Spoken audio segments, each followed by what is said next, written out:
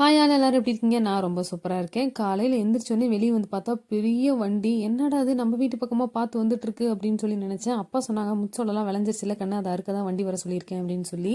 முன்னாடி பக்கம் வண்டி போக போக எல்லா முத்துசோள தட்டையும் உள்ளே இழுத்து போடுது. பெட்டியில் நல்லா முத்துசோளம்லாம் இறங்கிக்குது. வெறும் அந்த வேஸ்ட் எல்லாம் பின்னாடி கொட்டிக்கிட்டே இருக்கு.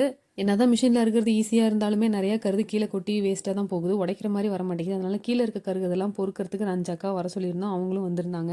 முத்துசோளம் அடிக்கிற மிஷின் ஒரு டப்பா ரொம்பச்சு அப்படின்னாக்கா 19 மூட்டை வருமா. டிப்பரில் அதை பிடிச்சிட்டு போய் கொட்டி போயிருந்தாங்க. அதுக்குள்ளேயே நம்ம போண்டா போட்டுடலாம் அப்படின்னு சொல்லிட்டு அரிசி மாவு, கடலை மாவு, வெங்காயம், கொத்தமல்லி தலை, கேரட்டு அது இதுன்னு போட்டு நானும் போண்டா போட ஆரம்பிச்சிட்டேன். செய்கிறதே செய்கிறோம், ஹெல்த்தியாக செய்வோம் அப்படின்னு சொல்லிட்டு தான் நிறைய காய்கறிலாம் போட்டு தேவையான அளவு உப்புலாம் போட்டு போண்டா பொரிக்க ஆரம்பிச்சிட்டேன். நல்லா சாஃப்டாக டேஸ்ட்டாகவும் வந்திருந்தது.